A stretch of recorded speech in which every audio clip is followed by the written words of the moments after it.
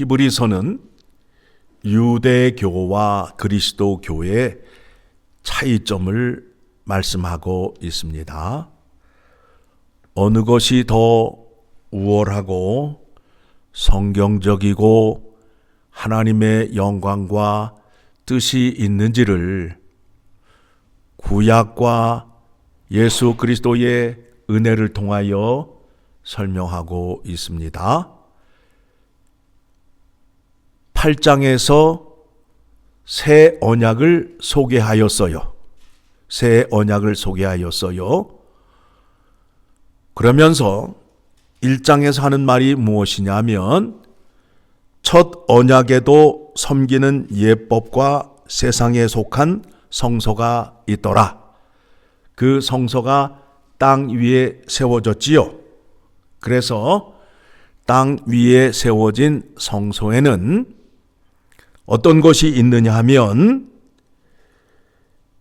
등잔대와 상과 진설병이 있고, 그리고 휘장 뒤에는 지성소라 하는 곳이 있는데 금향로와 사면을 금으로 싼 언약궤가 있고, 그 안에 만나를 담은 금 항아리와 아론의 쌍난 지팡이와 언약의 돌판이 있다라고 말씀하면서 그 법궤를 덮는 속죄소가 있음을 말씀하고 있습니다.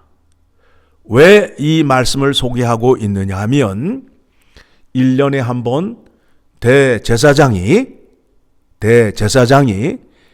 자기의 죄와 백성들의 죄를 사함받기 위하여 지성소를 들어가야 된다라는 겁니다. 그렇다면 이 백성들이 하나님 앞에 어떤 죄를 지었는지 확인하고 말씀을 이어가도록 하겠습니다. 하나님의 법궤 안에 뭐가 있다고요? 금 항아리에 만나가 담겨져 있고, 아론의 쌍난 지팡이가 있고, 두 돌판이 있어요.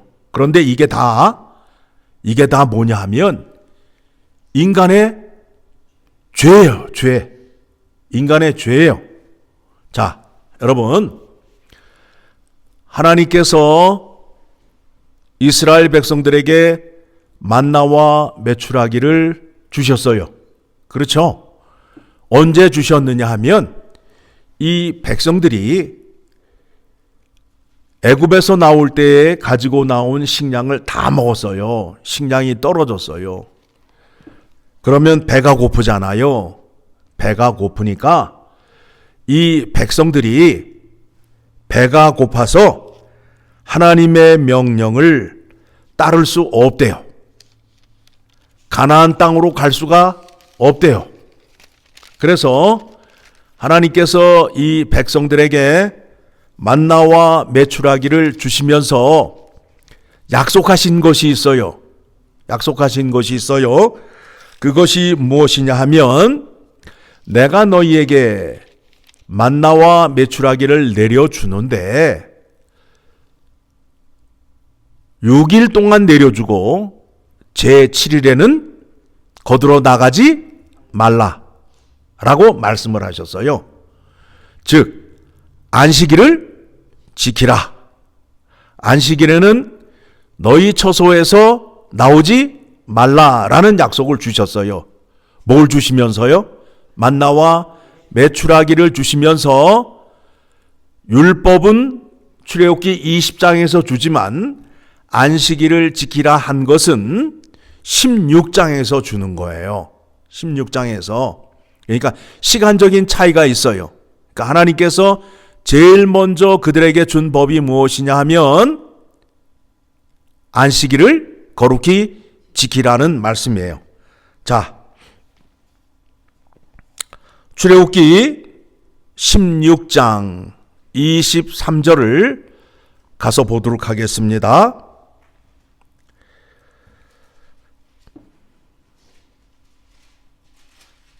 23절 같이 읽습니다. 모세가 그들에게 이르되 여호와께서 이같이 말씀하셨느니라. 내일은 휴일이니 여호와께 거룩한 안식일이라.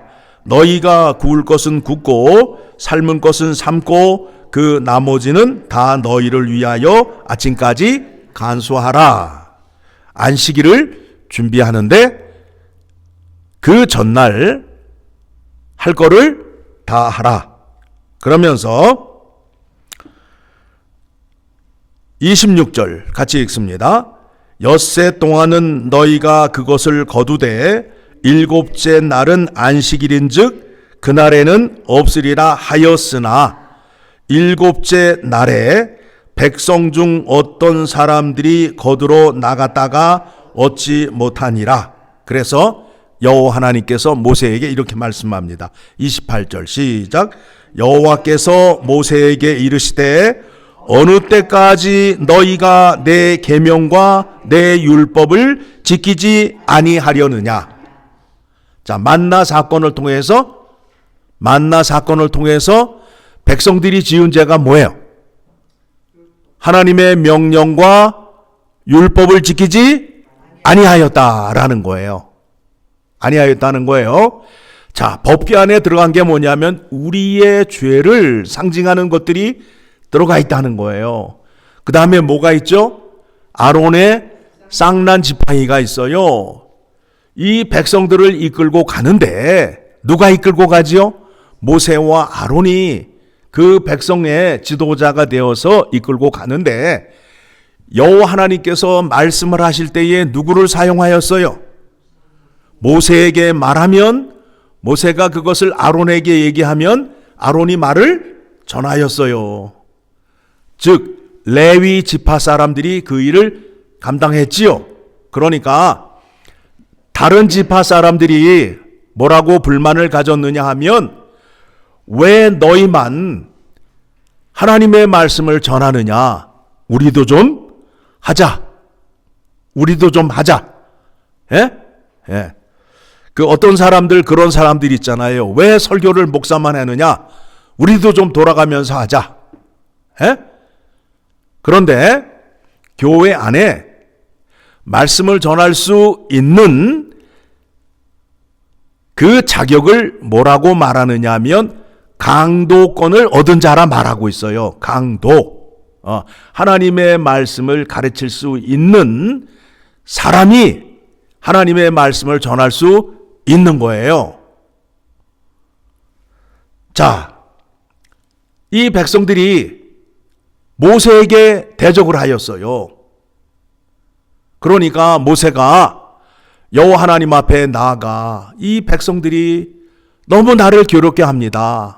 그러니까 여호와 하나님께서 12지파 대표를 불러서 지팡이를 가지고 와라. 지팡이를 쓸 때 어떤 지팡이를 써요? 나무가 잘라지고 마른 것, 가벼운 것을 지팡이로 쓰잖아요. 그렇죠? 그래서 그 12지파의 그 지팡이를 하나님 앞에 갖다 놓았어요.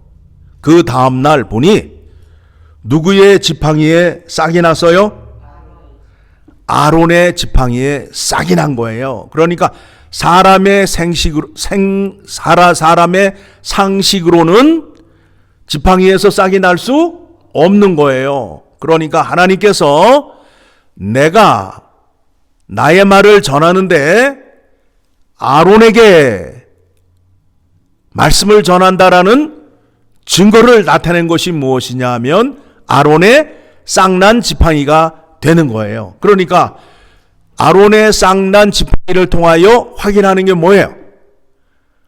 하나님의 주권과 하나님의 계획에 이 백성들이 어떻게 했어요? 도전을 한 거 아니에요. 그렇죠? 왜 너희만 하나님의 말씀을 전하느냐? 그런데 하나님께서 하나님의 말씀을 전할 수 있는 사람을 누구에게만 줬다고요? 모세와 아론에게만 줬잖아요. 그런데 이 사람들이 그렇게 함으로 인하여 결국에는 누구를 대적하게 된 거예요? 하나님을 대적한 것이 되었단 말입니다. 그렇죠? 세 번째는 뭐죠? 두 돌판 아니에요. 그렇죠? 첫 번째, 여호와 하나님께서 친히 돌판을 준비하시고 친히 써주신 것을 들고 내려오는데, 이 백성들이 금송아지 앞에서 예배를 드리고 춤을 추며 뛰노는 모습을 보고 모세가 어떻게 했어요? 돌판을 던져버림으로 인하여 깨졌잖아요. 그래서 여호와 하나님께서 다시 모세에게 말씀하시기를 돌판을 준비하여 올라와라. 그리하였더니 하나님께서 돌판에 십계명을 써 주셨어요. 들어가 있는 돌판이 뭐예요? 우상 숭배를 한 것에 대한 증거란 말입니다. 그렇죠? 그게 어디 안에 들어가 있다고요? 어디 안에 들어가 있다는 거예요? 그게 지금 세 가지가 법궤 안에 들어가 있다는 거예요. 그러면 이제 법궤를 덮는 뚜껑이 있단 말이에요. 뚜껑이 있는데 뚜껑의 모양이 이렇게 사각형으로 되어 있을 거 아니에요. 그러면 이거를 금으로 펴서 만들었어요. 양쪽에 천사가 날개를 펴고 있는 모양을 하고 있는데, 이쪽에서 하고 이쪽에서 마주보는 형태로 해서 뚜껑에 천사가 날개를 펴 있는 모양으로 만들었어요. 그거를 뭐라 말하느냐 하면 속죄소. 자, 법궤 안에는 뭐가 있어요? 인간의 죄가 있지요. 뚜껑을 덮었단 말이에요.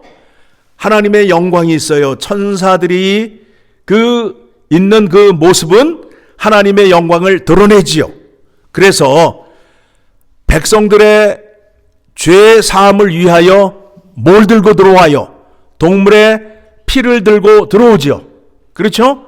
그러면 동물의 피를 어디에 놓느냐 하면 그 뚜껑 위에 속죄소라는 곳에 동물의 피를 올려놓는 거예요.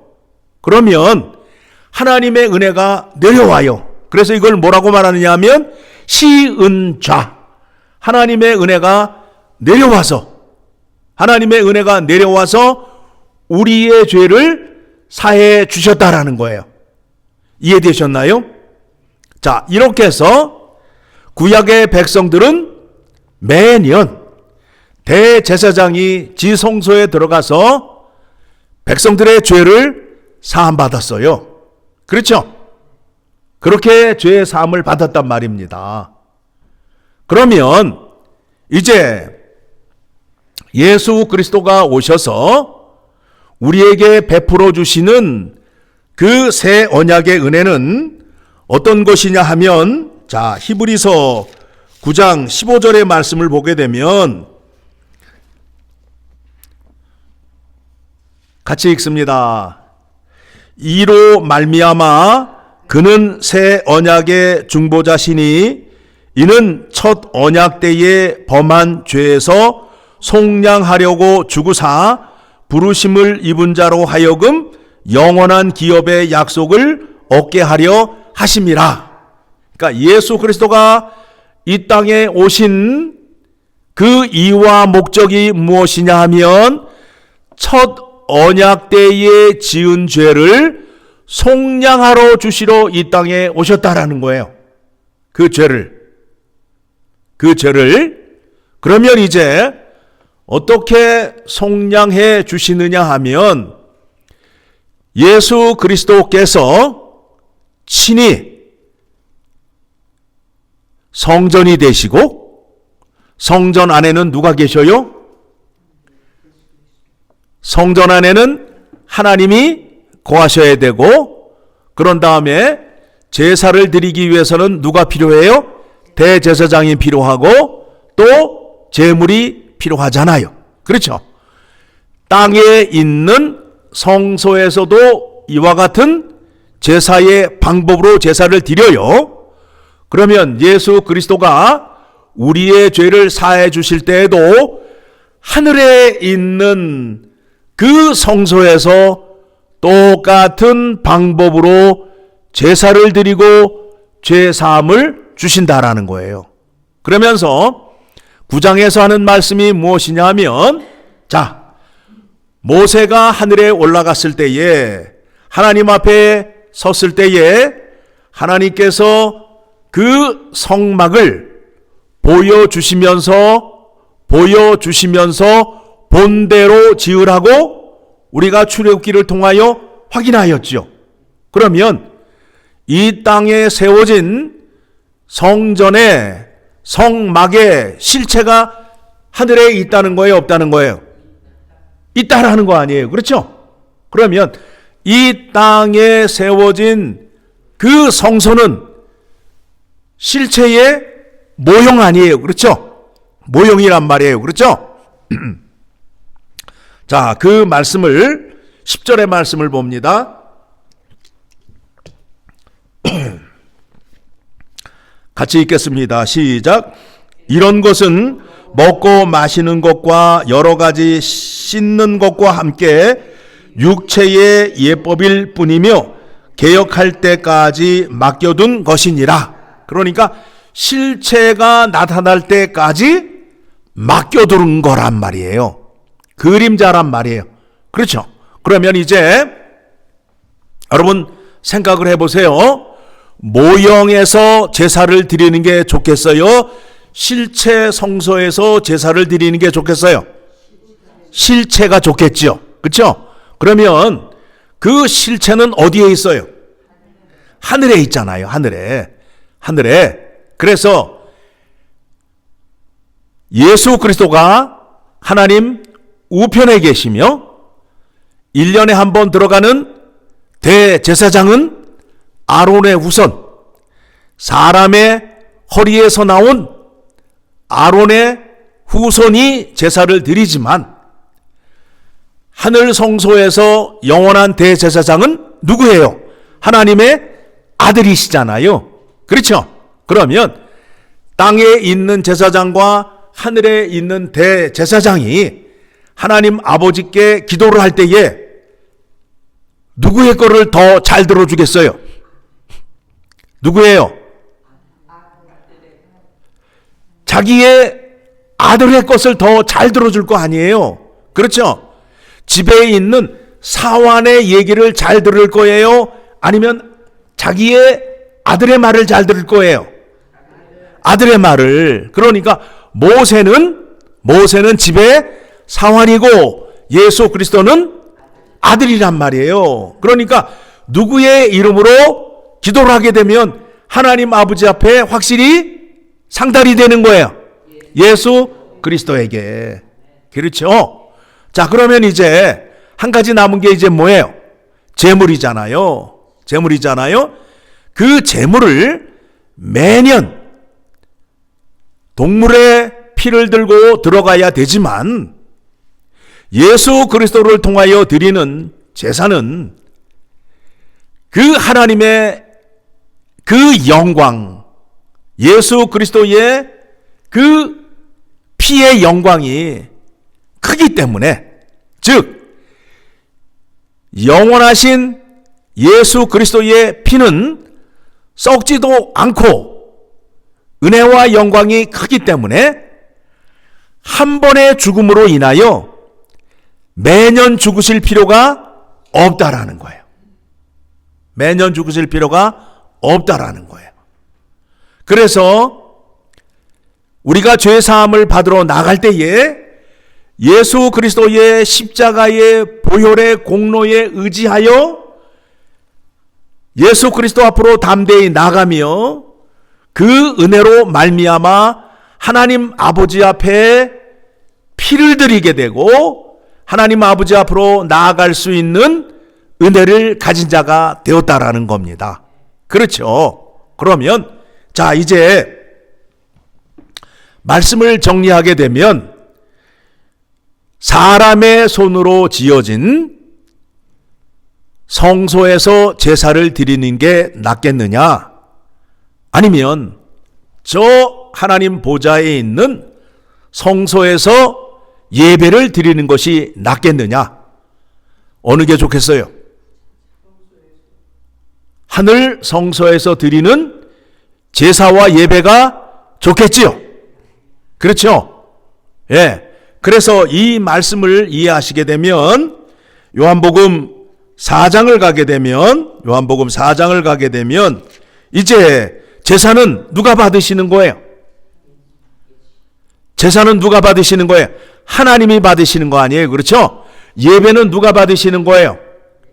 하나님이 받으시는 거 아니에요? 그렇죠? 하나님이 받으시는 거잖아요. 그러면 하나님이 원하시는 대로 예배를 드려야 될 거 아니에요? 그래요, 안 그래요? 그렇죠? 자, 요한복음 4장 23절 같이 읽습니다. 아버지께 참되게 예배하는 자들은 영과 진리로 예배할 때가 오나니 곧 이때라. 아버지께서는 자기에게 이렇게 예배하는 자들을 찾으시느니라. 하나님은 영이시니 예배하는 자가 영과 진리로 예배할지니라. 자, 우리가 이 땅에서 예배를 드리고 있지만 우리의 예배는 성령 하나님이 역사하시사 우리를 어디로 인도한다고요? 예수 그리스도 안으로. 그렇죠? 그 얘기는 무엇이냐면 물리적으로 볼 때는 거리감이 있잖아요. 그런데 예수 그리스도 안이라는 것은 무엇이냐면 예수 그리스도와 함께함을 말하는데 이거는 말씀과 뜻으로 하나가 된다라는 거예요. 내가 예수 그리스도의 가르침을 따라 예수 그리스도 앞으로 나아가게 되면 예수 안에 있는 자가 되는 거예요. 그러면 이 일을 누가 하시느냐 하면 성령 하나님이 하시는 거예요. 그래서 뭐라고 그래요? 영과 진리로 예배할지니라. 성령이 우리를 진리 안으로 인도한단 말이에요. 저 하늘 보좌에 계시는 예수 그리스도 앞으로 우리를 인도한단 말이에요. 그 인도함을 받기 위해서는 어떻게 해야 되느냐? 성경 말씀대로, 약속의 말씀대로 따라서 그 말씀에 순종하여야 된다라는 거예요. 그러면 우리가 예수 그리스도와 함께 이제 예배를 드릴 수 있게 되는 거예요. 그래서 영원한 대제사장이 하시는 일이 뭐예요? 우리의 죄를 사함을 받게 하기 위하여 피를 들고 지성소에 들어가 우리의 죄를 사해 주어야 될 거 아니에요. 그렇죠? 그런데 예수 그리스도께서 뭐라고 말씀하셨어요? 수고하고 무거운 짐진 자들아 다 내게로 오라. 너희를 쉬게 하리라. 너희의 죄를 내가 다 맡아서 용서해 주겠다. 그러므로 인하여 이제 죄 사함을 받은 자가 이제 산자가 되어서 죄 있는 자는 하나님 앞에 서게 되면 어떻게 돼요? 죽잖아요. 그렇죠? 하나님 앞에 서서 죽지 않기 위해서는 어떻게 해야 돼요? 죄가 없는 자가 되고 정결한 자, 거룩한 자가 되어야 될 거 아니에요. 그 일을 누가 해주신다고요? 예수 그리스도께서 해주신단 말이에요. 어떤 직분으로? 영원한 대제사장이 되셔서 그 직분을 감당하심으로 인하여 우리가 죄의 용서를 받고 누구 앞에 서는 거예요? 하나님 아버지 앞에 섬으로 인하여 이제 하나님께 영광과 감사와 찬양을 올려드리고 아버지의 말씀을 듣게 되는 거예요. 아버지의 약속의 말씀을 듣고 그 말씀대로 순종하면 약속한 복이 신명기 28장에 보게 되면 어떻게 돼요? 말씀에 순종하면 우리가 잘 알고 있잖아요. 들어와도 복을 받고 나가도 복을 받고 성 안에서도 복을 받고 성 밖에서도 복을 받고 내가 잘 되고 자녀가 잘 되고 가축이 잘 되고 농작물이 잘 되고 적군이 쳐들어왔다가 일곱 길로 도망가고 머리가 될지언정 꼬리가 되지 않고 꾸어줄지언정 꿇어다니지 아니하는 복을 우리에게 약속했잖아요. 아버지 앞에서 약속의 말씀을 듣고 순종하였을 때 그와 같은 복을 얻게 된다라는 겁니다. 자, 오늘 말씀 통해서 확인하는 게 뭐예요? 이제 하나님께 제사와 예배를 드리는데 어디에서 드리는 것이 확실하게 좋은 거예요? 하늘 지성소에서 드리는 예배가 좋은 거다. 그렇죠? 그렇게 예배를 드리기 위해서는 어떻게 해야 된다고요? 영과 진리로 예배를 드려야 된다. 이해되셨나요? 안 되셨나요? 됐지요? 그러면 이렇게 예배를 드리는 데가 어디예요? 교회잖아요. 어느 교회? 예. 우리가 드리는 예배가 확실한 예배를 드리고 있잖아요. 그리고 여러분들이 예배를 드리는 데 있어서 오늘 하나님을 만날 수 있는 확신이 있어요? 없어요? 있잖아요. 하나님을 만나는 기쁨으로 교회를 나오셔야 될 거 아니에요. 오늘 나가면 만날 수 있을까? 없을까? 에? 염려와 조바심으로 나오는 게 아니라 약속하신 말씀대로 예배를 드리게 되면 하나님이 확실하게 만나주신다, 안 만나주신다? 이 방법이 아니고 내가 아우성을 치고 난리를 치며 예배를 드려봐야 받아주신다, 안 받아주신다? 안 받아주신다. 이 문제를 깨닫는 게 얼마나 힘든지 아세요? 다 자기의 고집과 자기의 잘남으로 자기가 드리는 방법이 최고고 잘났다고 주장들 하고 있잖아요. 성경이 말하는 약속대로 예배를 드릴 때에 하나님은 그와 같이 예배하는 자를 어떻게 하신다고요? 찾으신다라는 거예요. 그러면 귀한 거예요? 귀하지 않은 거예요? 귀한 거예요. 그렇게 예배를 드리는 것이 감사요, 기쁨인 것을 확인하시고 이제 예배를 드리러 나올 적마다 하나님을 만날 수 있는 확신을 가지시고 나오시는 여러분 되시기를 간절히 소망합니다.